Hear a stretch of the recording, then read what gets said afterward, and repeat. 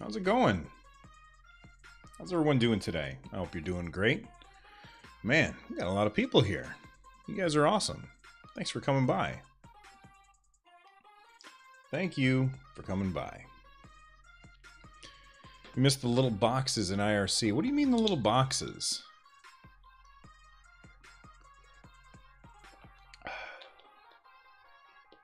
I'm not sure what you mean by that. DJ Windrunner, thank you very much for the follow. Welcome to the Nerd Nest. Those things. Oh, the badges? Badges? We don't need no stinking badges. How's everyone doing? I hope you guys are having a great day.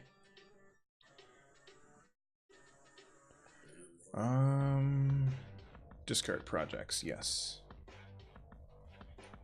Let's bring up Audacity.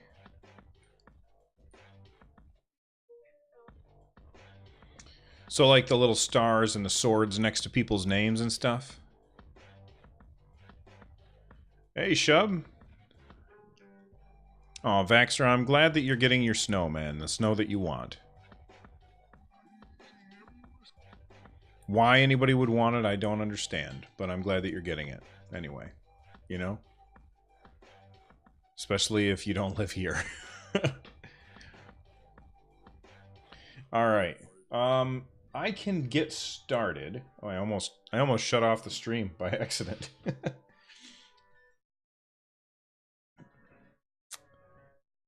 No, snow is cold. It's not cool. There's nothing cool about snow. Nothing. Yeah, you can have all of our snow that you want, man. All of it.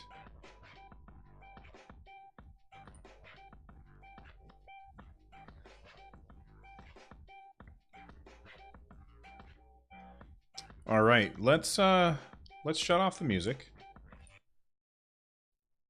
And alerts are now off. I mean, they'll still come through, but we won't hear them.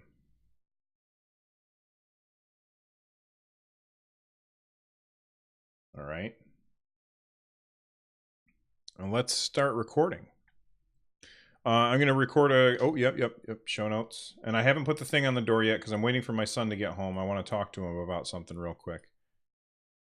But I can get the beginning of the show done before he gets here. So there's the show notes for you. Thank you for reminding me. The thing on the door is right here. So after I talk to him, I'll go put this on the door.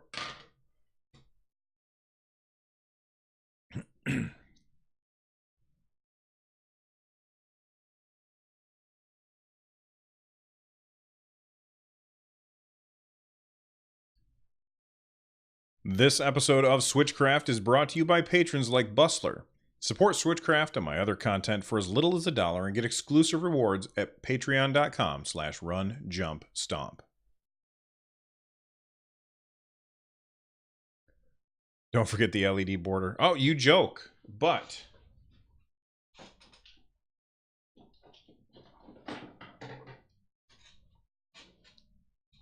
this is LED tape, right? And this is super cheap. I think it was like $5 or something. What I'm gonna do is, you know, you see my Run Jump Stomp sign up there.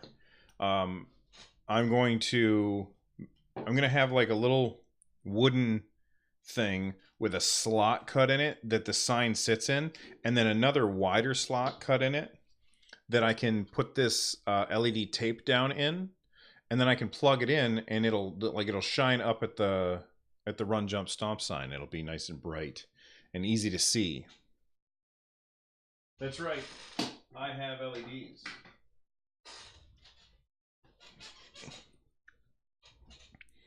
I mean, for $5, who cares? You know, that's cheap. All right, where was I? Let's go back. Let's save the project as SC133. I got to start deleting these old episodes. Not the MP3s, but the Audacity files.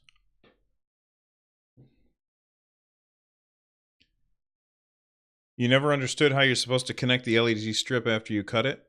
No, okay. So the wire plugs in, and then there's a bunch of LEDs, and you cut off what you don't need at the other end, not at the end where the USB plug is.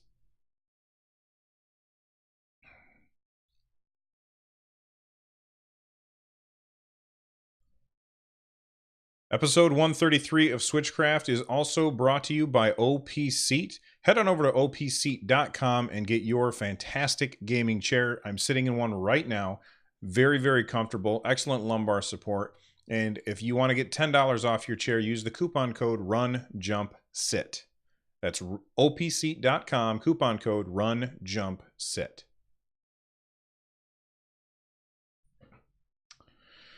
Sponsor. And that's Patron and Control S. Yes, Erislia, the rest of it is now garbage.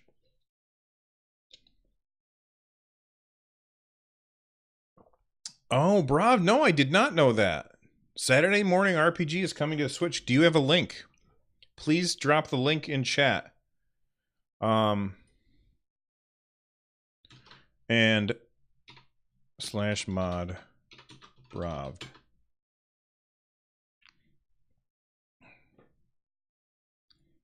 So go ahead and drop the link in chat, Brav. I'm going to add that to the show notes. That's a great game. It's a really, really great game. I hope it doesn't have touchscreen controls. I would very much prefer if the game was all buttons.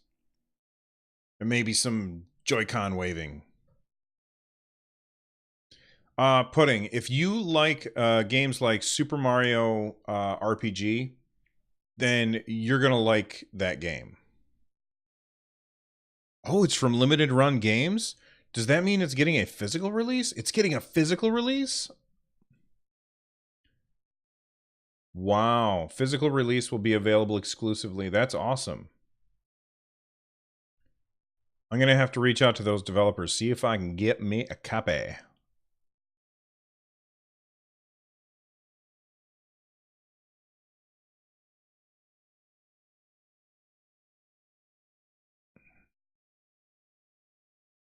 If you like Super Mario RPG, you're going to like Saturday Morning RPG. It's got the same gameplay elements as Super Mario RPG, but it is all very self-referential and poking fun at the 80s and, you know, pop culture from the 80s. It's great. Oh, I got the link. I got the link. Thank you.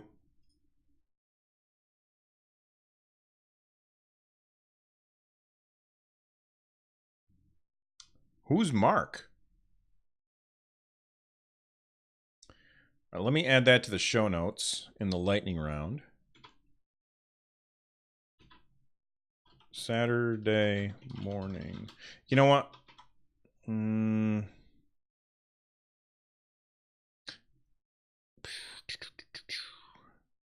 don't know where I'm going to add it.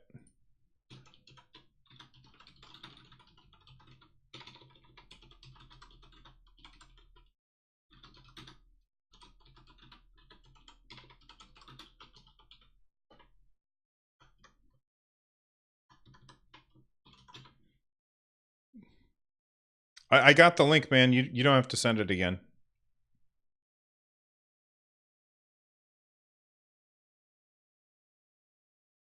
It's a reference to The Room. I don't know what The Room is. Hey there, Vex. How's it going?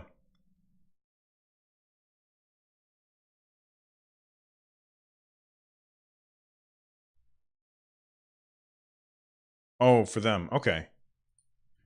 Yeah. Just in case it deleted Brav's stuff.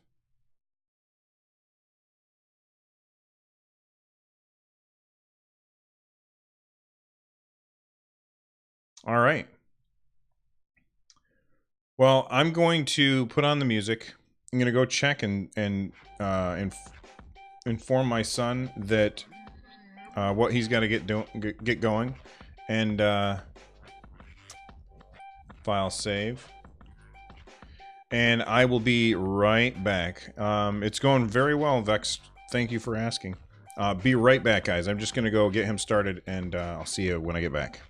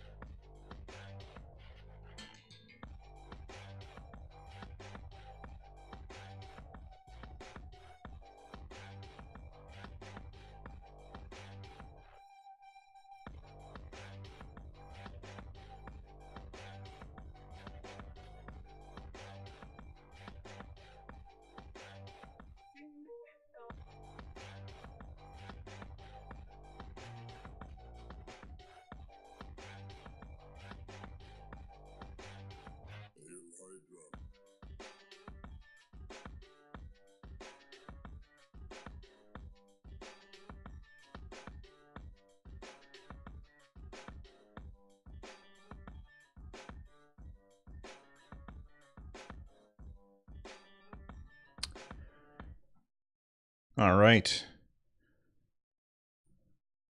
Time to actually start recording.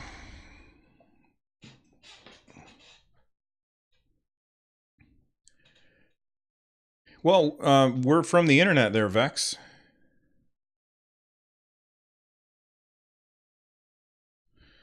All right, let's get going.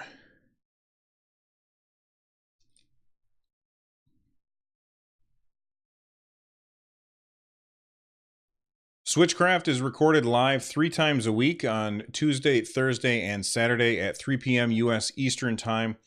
Make sure that you head on over to twitch.tv/runjumpstomp so you can catch the live show. Just like these awesome people did. You're going to run into these people. Whenever you go over to twitch.tv/runjumpstomp, you're going to find Vaxer, Awate86, Bravd is here, Captain Logan, DJ Windrunner, Aerslia, Kimbalina66, Link31254, Marquito, Meat Hooks, Pudding, Shubrew, TF Wagner, Tub of Popcorn, that's a great name, and Vex Stream. Thank you guys for coming to the live show. You are awesome. I really appreciate it. Let's start with feedback. I got a tweet from Dan Youster. I don't know how to say the name, but Dan Youster, who is somebody who I see in the Discord from time to time. They said, "Hey, at Run Jump Stomp, I wonder if you had any stories of games you've started playing either for the first time or all over again unexpectedly. I've been playing and loving Breath of the Wild again, all because I left my headphones at home and didn't want to play Xenoblade without sound." You know, that's a really good question. It's funny, it happened to me yesterday. I was looking through all of my Switch games and I was trying to decide what is it that I wanted to stream today. I really wanted to play Xenoblade Chronicles 2, but I don't feel like that's the best game for streaming just because there's a lot of time where I'm just sitting there watching cutscenes and stuff like that. So I was trying to figure out what I was going to play, and I was looking through all my games, and you know, there's a lot of really great Switch games, but none of them were speaking to me yesterday. So I remembered that the night before I was playing Dr. Mario with my wife on our NES Classic, and I decided to fire up the Super Nintendo Classic, which is hooked up in my streaming room. So I fired it up and I started looking through, and I just decided I'm just going to play Super Mario. And like I hadn't even been thinking about it before. I was just trying to find something to play. And so I started up Super Mario World, and I proceeded to have a 5-hour stream. And it's funny, I ran out of time to finish the game. But I had started the game from scratch and played all the way to the last level. And then my wife called me downstairs to say, "Hey, dinner's done, you goofball." So I didn't get to finish. So next time that I stream, and it's not the podcast, is going to be another retro stream. And I'll finish up Super Mario World. And I think maybe I'll play Yoshi's Island, might be the next one. And the only reason that I'm playing Yoshi's Island is because it's Super Mario World 2, even though it's not really Super Mario World 2. But I like that you ended up playing Breath of the Wild again just because you didn't have your headphones. That's actually pretty funny. Other ways that you can get a hold of me, you can leave a voice or a voicemail at 260-RUN-JUMP. That's 260-786-5867. And you can also leave an email at runjumpstomp@gmail.com. And let's not forget, the best way to get a hold of me is to talk to all of the awesome people in our Discord over at runjumpstomp.com/Discord. Let's hit the news. Vex Stream, thank you for the follow, man. I appreciate it. You did the same thing last night with Zelda? Which Zelda? Breath of the Wild or like the original Zelda?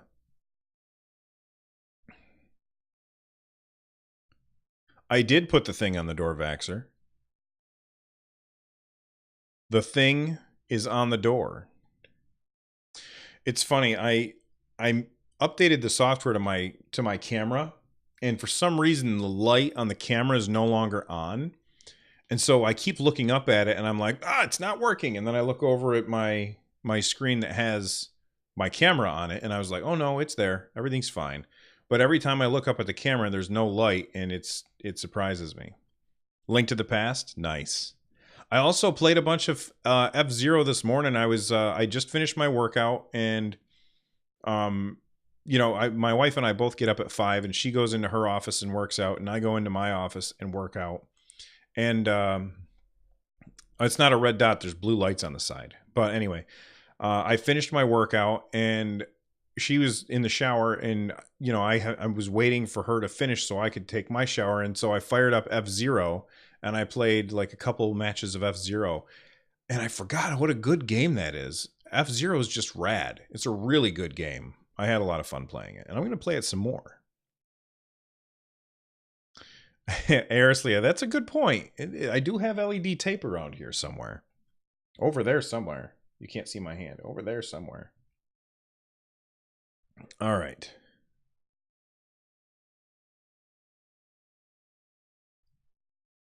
Let me close that. And we got to name this feedback. And save. It is a rad racer.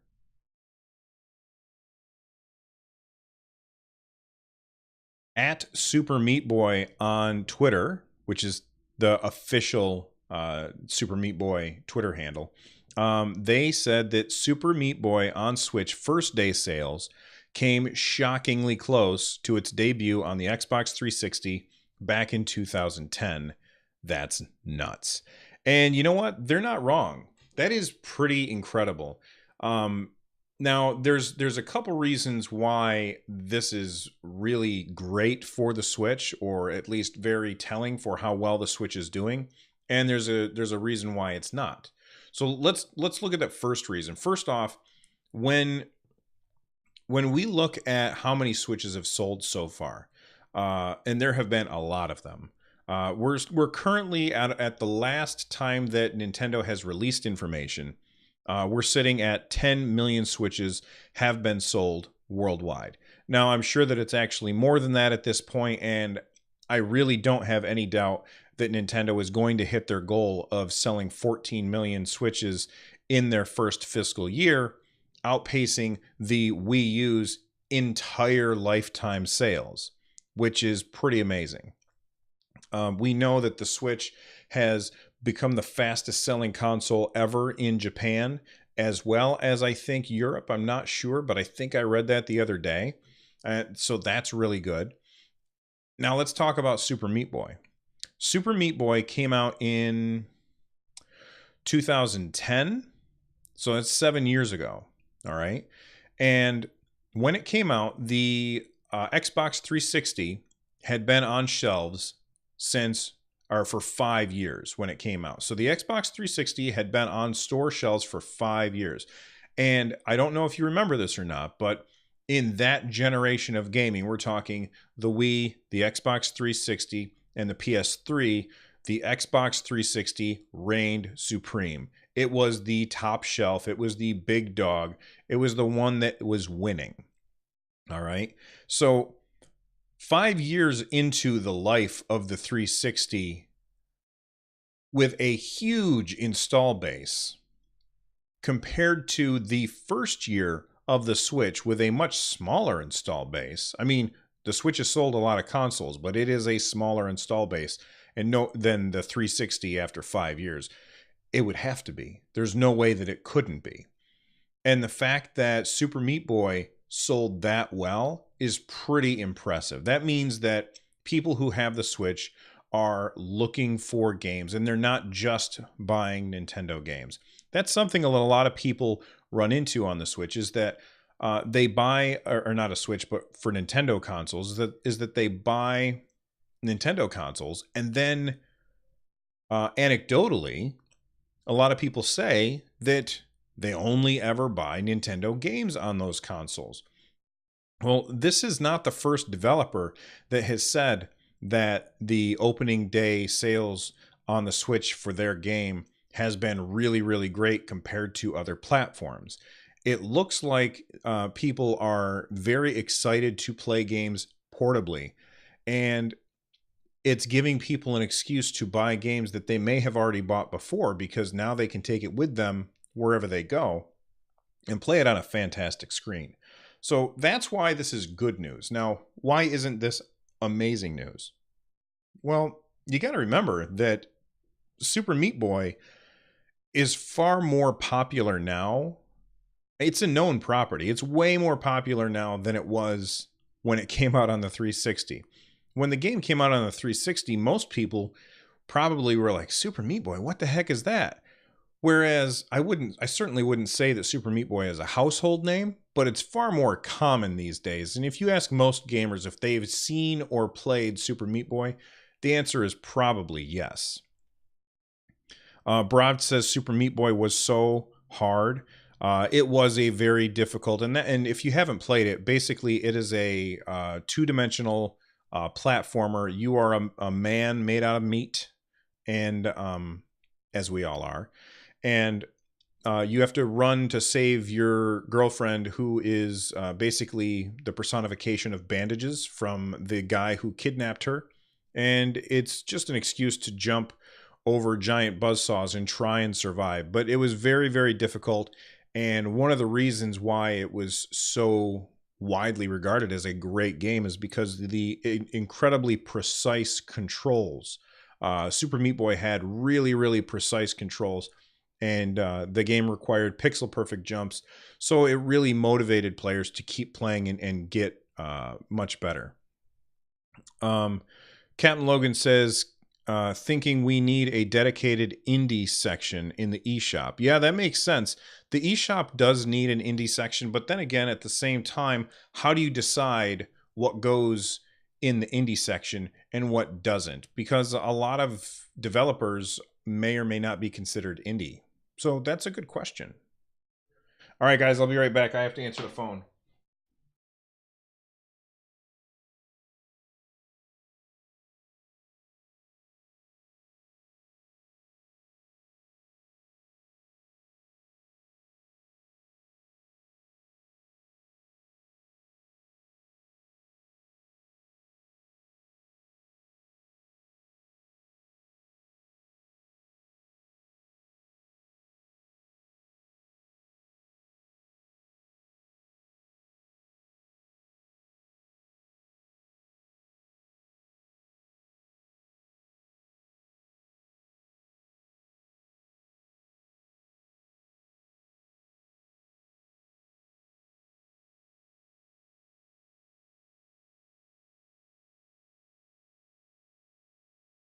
All right, I'm back. Sorry about that. We'll call this meet and save.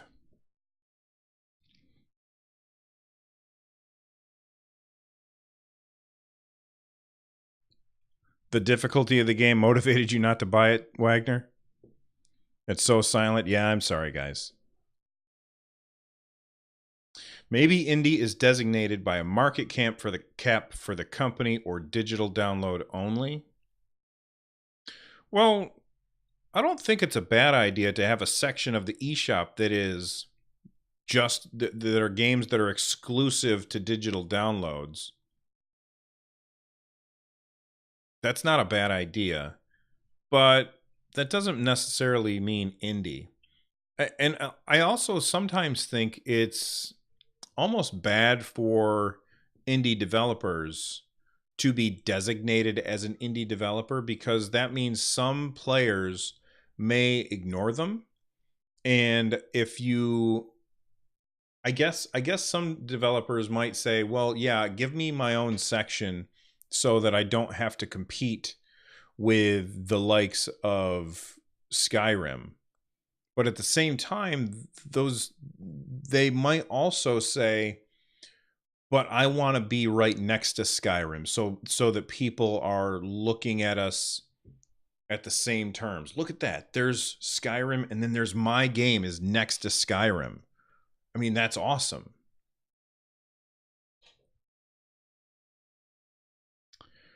Nintendo has created a portmanteau for indies, so why not push them all off into their own label? You mean Nindies? Yeah, maybe. I don't know. All right.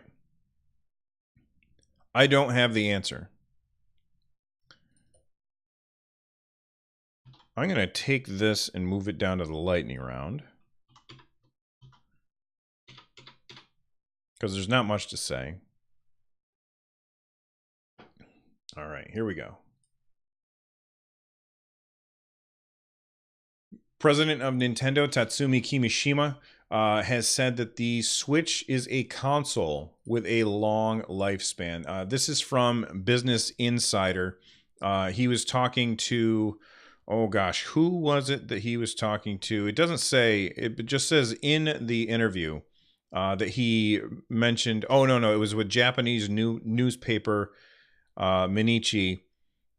So he said that the second year of the console is crucial, and that the console has a long lifespan. And it's very interesting because the Wii U, I almost said just Wii, the Wii U felt like it had a really, really short lifespan. It was cut off, and it was cut off for good reason. It wasn't doing very well. It wasn't selling very well. The games on it weren't selling great, and that's because there were so few of them out there. I really enjoyed having the Wii U. I think that there's a lot of fantastic games that were on it, but the it's a dark time for Nintendo. And so having to go from that, I almost feel like if they didn't have a console with a long lifespan, it would be another mistake. Um, because they already kind of had people go back to the well. So people who bought the Wii U, you know, after not a long period of time, I was it 5 years, I think maybe 4 years, I can't remember off the top of my head, but to have to turn around and buy another Nintendo console, that's kind of a big ask. And to turn around and do it again right away, and when I say right away, I mean after only a couple years, I think that would be an even bigger ask. So I think it's good that Nintendo were saying, look, the Switch is doing well, the Switch is doing phenomenal, and we're going to be supporting this thing for a long time. Now, would they be doing this if it didn't sell well? Of course not. They wouldn't. But they also wouldn't mention it either. They wouldn't say, well, it's going to have a short lifespan, because that would cut it off at the knees. So I almost feel like this is an answer that it doesn't really clarify anything, and it certainly doesn't clarify the questions that we want to know. But what do we usually see from Nintendo when they have a console with a quote unquote long lifespan? We usually see revisions, and mostly in the handheld space. And I know that Nintendo says that the Nintendo Switch is a home console first that you can take with you. I disagree. I personally think of it as a portable console that I can easily hook up to the TV. And for the most part, with Nintendo's portables, they have revisions. And my question for you, and you guys can let me know in one of the ways that I mentioned earlier, is what kind of revisions would you like to see for the Nintendo Switch? Now, that could be anything. So, let me know. runjumpstomp@gmail.com.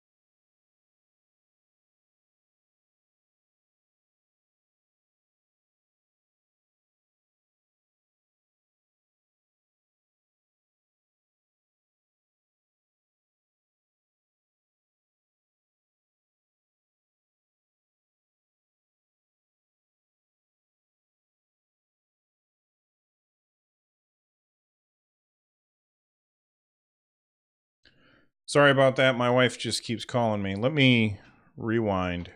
Let's see. I wanna add more to this. Solo that. It's too loud. Switch. Now, that could be anything. So, let me know. What kind of revisions would you like to see for the Nintendo Switch? Now, all right. Let me just delete the rest of that. Turn that stuff back down.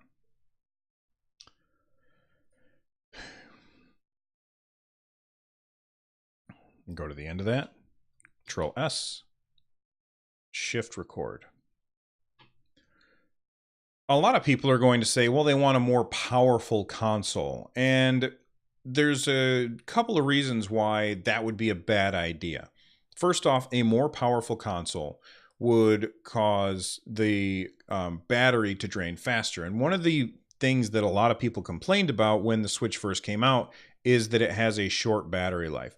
I disagree with that. It depends, of course, on what game you're playing, but I've never had my Switch run out of battery, mostly because I play it most of the time docked. But when I play portable, I don't tend to play it for hours at a time. If I'm going to play it for hours at a time, I usually plug it into the dock and play it that way.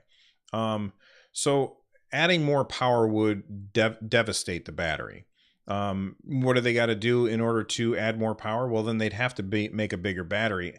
And one of the first things that I noticed about the Switch when it came out on March 3rd, I got it out of the package and I was really surprised at how heavy it was. Like, that thing is dense. You do not want to add more weight to it. So I don't think that would be a good idea either. Now, some people will say that they want it to be bigger. They want a bigger screen. I know that my son, there was a game, I can't remember what game it was, but it was available on the Switch, and it was also available on iPad. And my son said that he wanted it on iPad because that has a bigger screen. So yeah, there's people out there who want to have a Switch with a bigger screen, and I understand that. However, a bigger screen means a bigger battery. And I also feel like the Joy-Cons are just about the right size. And if I had to make them any longer, I think that would ruin them. Like, they wouldn't feel quite right. And not having the screen size the same size as the Joy-Cons, I feel like that would be balanced really weird. So I don't think that that's something that I would want to have in a hardware revision of the Switch. TF Wagner says Bluetooth audio. Bluetooth audio, that makes some sense. That's something that I think that they should have had from the get-go. Although, is that something that they can't just patch in with firmware? That's something that I don't know off the top of my head. Pudding in chat says a dock with nothing covering the screen. I don't understand why Nintendo designed the dock to cover the screen the way it is. I think it was a big mistake.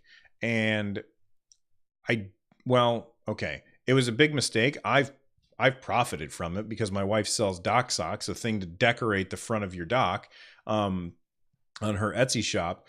But yeah, I don't get why they decided to do that. Just have it so that you slide it in and there's nothing covering the front. That doesn't make any sense to me.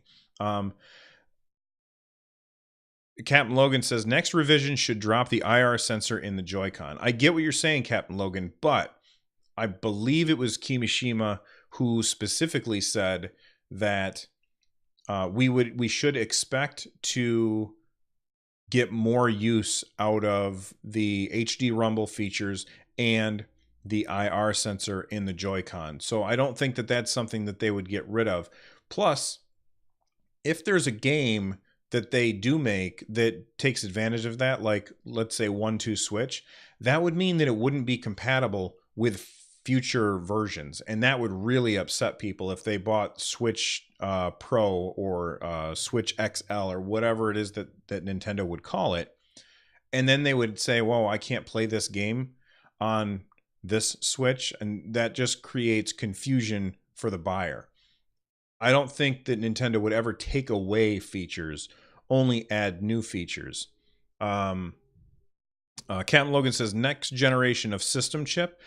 The only reason that I would want a next generation of system chip would be to make the battery life last longer. I wouldn't want it to be more powerful. I feel like the Switch is at the right power level. The games that I play on it look fantastic. Could they look better? Sure. But what would be better is if you could get that same level of performance while using less battery, and that's what the next generation of system chip could do. Anyway, what are your ideas for what should Nintendo do for the next revision of the Switch? I know that we're less than a year into the cycle, but I'm just, it just kind of came up in my head while I was talking about Kimishima's comments. That should be like a Nintendo thing. Kimishima's comments, that should be a thing. Nintendo, get on it. Kind of like Iwata asks. All right, let's move on. File, save project. Kimishima.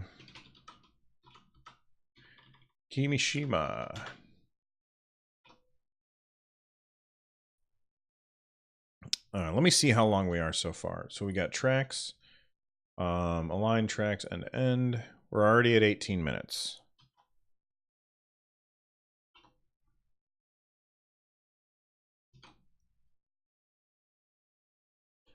The IR sensor is a limitation in the way analog shoulder buttons for the GameCube.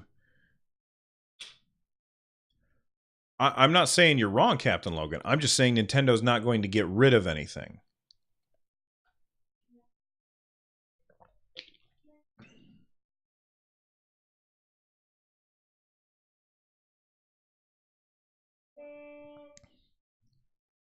My son's practicing his saxophone.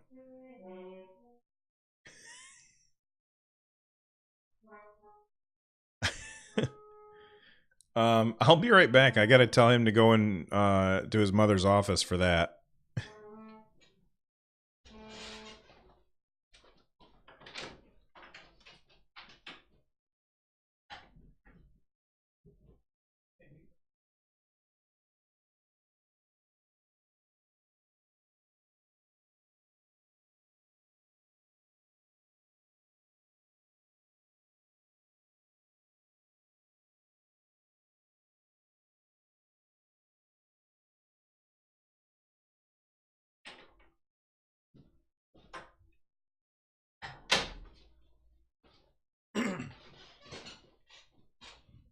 All right, I'm back. All right, where were we? Okay, here we go.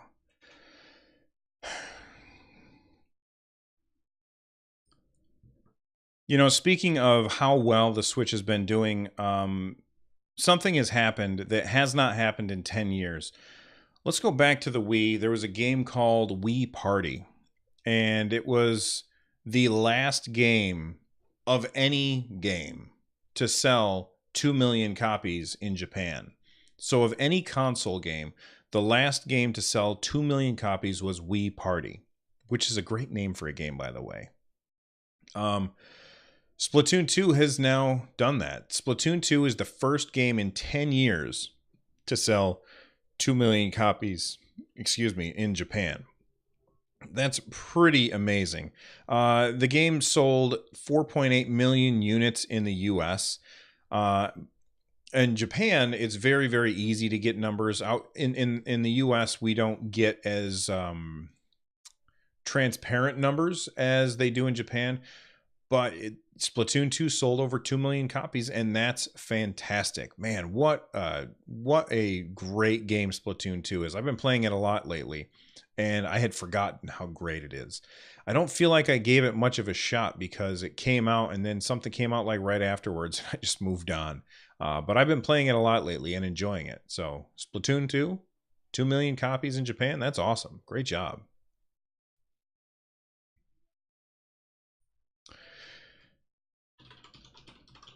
I may delete that section. I don't know. No, ARMS came out before Splatoon.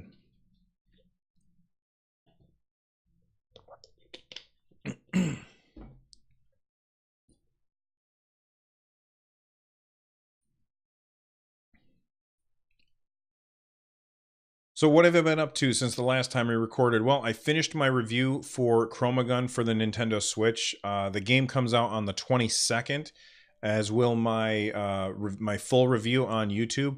I'm currently under NDA, so I can't talk about the game yet because it's not out yet. But expect that whatever podcast, whichever episode comes out right after the 22nd of January, I'll give you guys my a short review on the podcast. And if you want to watch the full review, just head on over to youtube.com/runjumpstomp. I also played about 5 hours of Xenoblade Chronicles 2, I think, since the last time I played. That game is really great. I've had so much fun with it. The combat system just keeps adding layer after layer, and I'm having a lot of fun playing that. It was funny. My wife was watching this show on Netflix, The Toys That Made Us, and I'm a couple episodes ahead of her on that. So because I watch it in the morning while I ride my bike, not a real bike, don't worry. But I watch it in the morning while I ride my bike. So I was a couple episodes ahead, and so she was in the bedroom watching that show, and I would just grab this one of the times where I played my Switch portably. I just grabbed the Switch, grabbed my headphones, sat down next to her, and I was playing Xenoblade while she was watching that show. And we were both doing different things, but because the Switch is portable, I'm able to bring it with me and hang out with my wife even while I'm playing a game and she's watching a show. So that's one of the great things about the Switch, and I think it's one of the reasons why people are rebuying games that they've already bought. Not that Xenoblade Chronicles 2 works for that. The last thing that I've done is yesterday I did a Twitch stream where I started from scratch and I played through almost all of Super Mario World. I'm going to play some more soon and finish that up. But man, I forgot what a great game that was too. Like, Super Mario World is fantastic. Really, really great.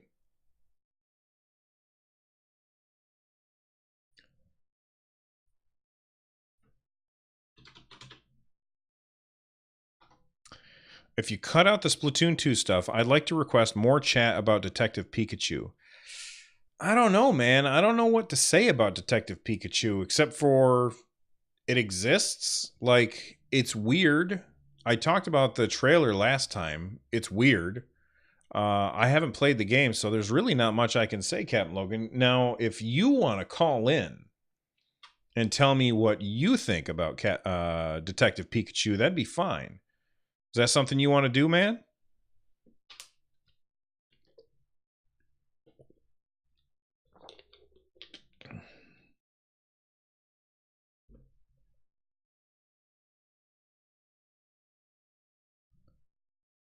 Captain Logan, that show is only half, that's only half the season.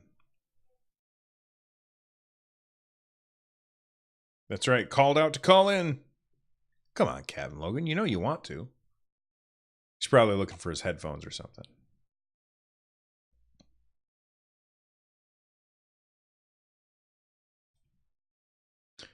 All right, I'm going to continue.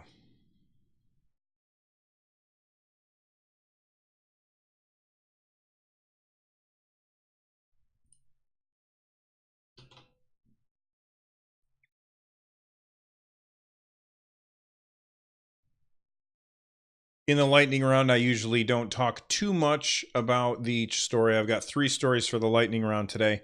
First off, we've got Scribblenauts Showdown is coming to all 3 consoles: Xbox One, PS4, Nintendo Switch.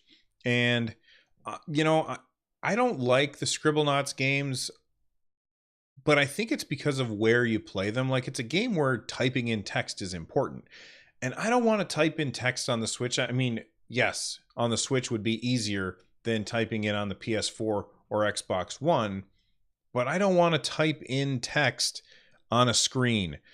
I would much rather play a game like Scribblenauts at my computer. And if you don't know what Scribblenauts is, it's this game where you can type in things and objects will appear in the world for you to manipulate, which is kind of cool. It's a really neat concept, but the idea of typing in on a touchscreen device is just not something that I want to do.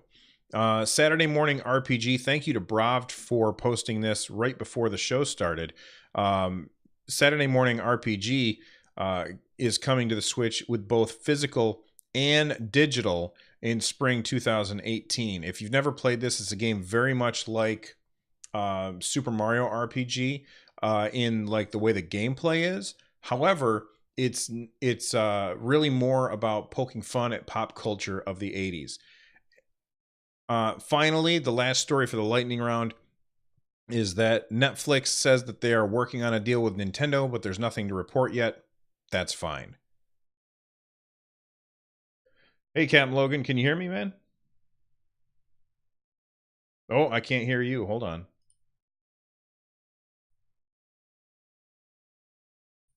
Oh, wait. I think I know why, you dummy. It's me. How about that? No. Wait, maybe. Go ahead. 1, 2, 3. Ah, I can hear you now. Can you hear you? No, I can't hear me. All right, great. Do you have your webcam there so people can see your pretty face? I don't actually. I'm at work. I'm using the Discord app. Okay, it sounds pretty good. All right, so let me hit record.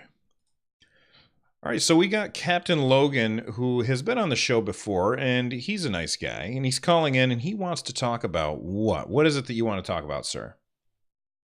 Well, I just got a notification that Walmart is going to be pre-ordering the Detective Pikachu amiibos, and I'm excited for this because, well, I love Pokemon, and this game seems interesting enough, even though it's not coming on the Switch. But this is probably one of the biggest amiibo that we're going to be getting outside of the giant uh, yarn Yoshis.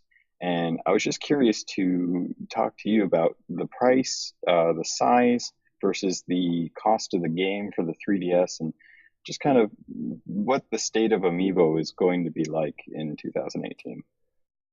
Okay, so first off, I mean, Nintendo said when they first started coming up with the amiibos that an amiibo can be anything. That they can throw an NFC chip in a card, they can throw it in a yarn fuzzy guy like Yoshi, or they can make a giant. I believe that the Detective Pikachu, what is it like, 7 inches tall compared to like the usual 4 inches tall of the regular amiibo. Am I right about that? I believe so. The last image I saw was in centimeters, and unfortunately, I live in America where I don't understand that concept.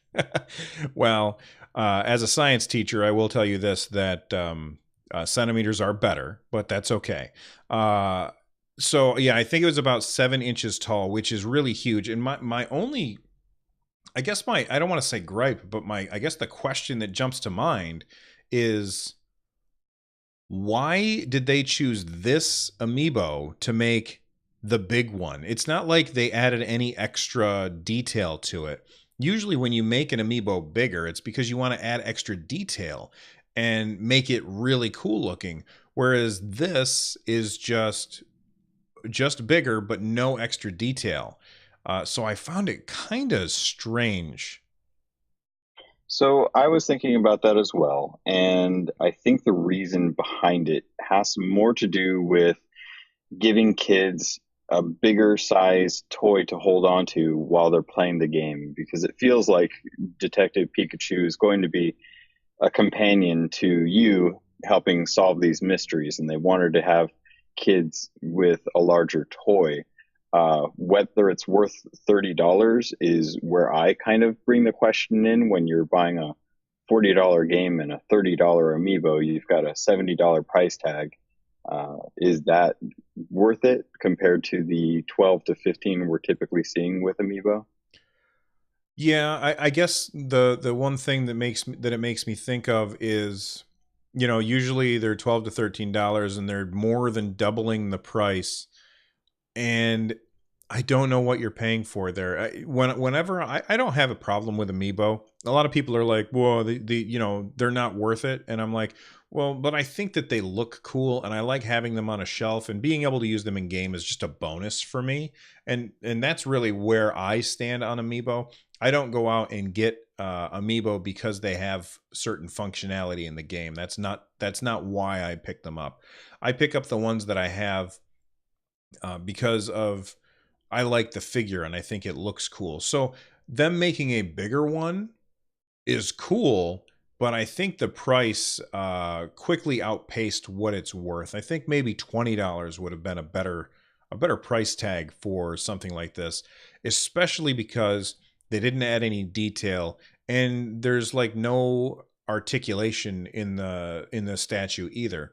A lot of times when you buy expensive statues, and I think $30 is expensive for a statue like this.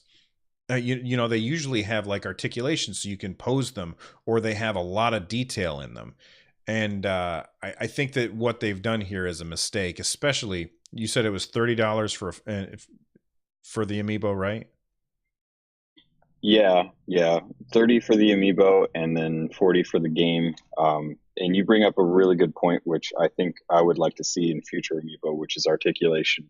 We don't get very much in current amiibo outside of the Guardian for Breath of the Wild, which is probably one of the best amiibo that I've ever seen. Yeah, and how much did that cost? I think it was 22 dollars. I could be wrong. I'm blanking on it, but I want to say yeah, it was probably around 2025, which was pretty reasonable for the size of it, plus the articulation and the functionality. Yeah, I've got it sitting on the shelf behind me. If I move my head, people can see it. It's attacking my weather station. Um, but yeah, I think that $30 is too much, and I wasn't. I'm not interested in picking up the game, but I certainly won't be spending $30 on a giant Pikachu amiibo. Here's the next question: does it register to the game as a different amiibo than a regular Pikachu amiibo? Because I know I've got multiple Mario amiibos, and when I scan them in, some games will recognize it as a different one, and some of them will just be like, "Oh, it's a Mario amiibo." I don't think I've read anything so far that mentions any difference between the Smash Brothers Pikachu or any of the other Pokemon compared to the Detective Pikachu. The only thing I've read so far is that it unlocks videos that you've already unlocked so that you can view them again, which doesn't really sell me on any kind of reason to buy it outside of just the figure itself.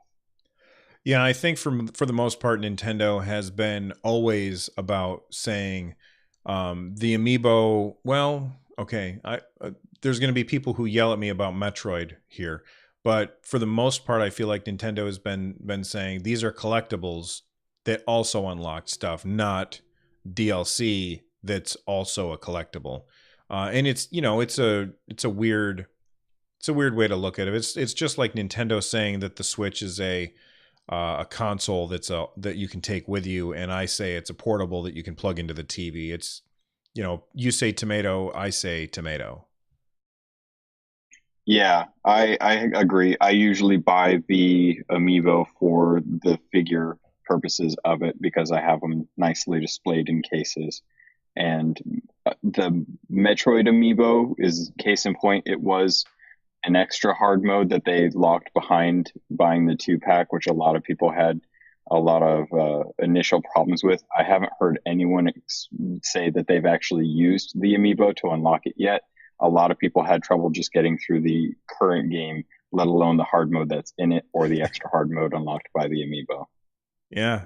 Well, I'm curious as to what the audience thinks. What do you guys think about the price of the Pikachu amiibo? So make sure that you email me, runjumpstomp@gmail.com. And Captain Logan, where is it people can locate you, sir? You guys can always tweet me your thoughts on it too at CAPT_LOGUN on Twitter. I'm also streaming on Twitch as well. I'd love to talk more about this and how Amiibo are going to be coming into us. Third party Amiibos, first party Amiibos, articulated, huge ones. I would love a plush Pikachu that's really big. But yeah. Like a body pillow sized Pikachu. No. Well, more, yeah. Not, I don't think my wife would approve of the body Pikachu. She might, but I'd be satisfied with just a giant Pikachu yarn amiibo. Yeah, I was thinking for kids. I wasn't thinking for you, but that's okay. Thanks for calling in, man. Thanks for having me, Bill. Bye.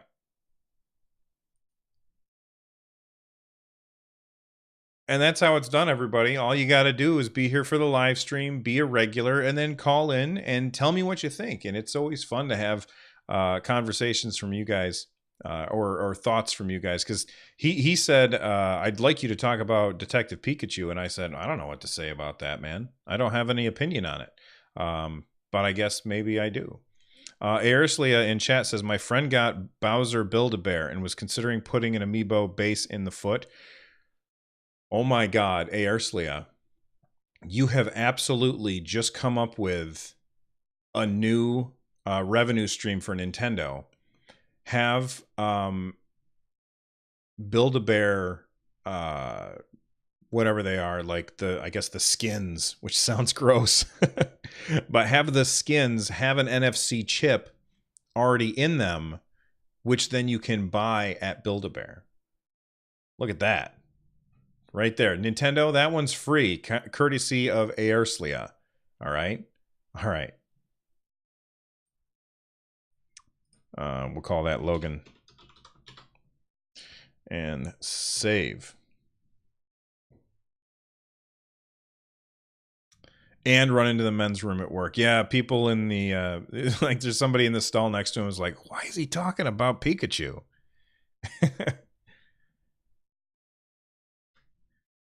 Who said it was free? Well, my podcast is free. I give it away.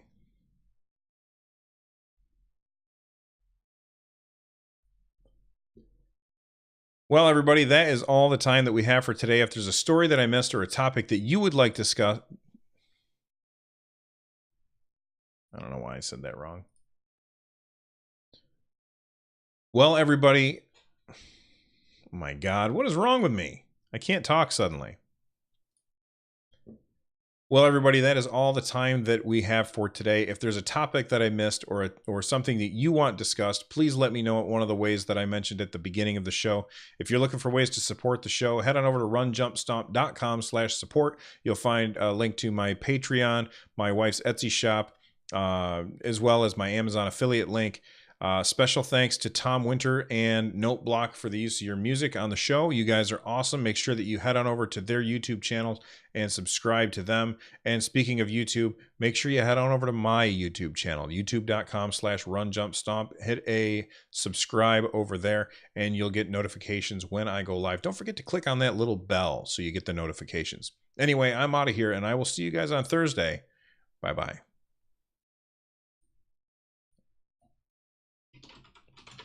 Outro and save.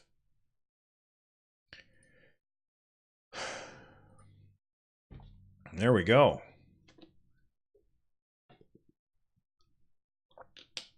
He should have just put the Bowser amiibo in the foot.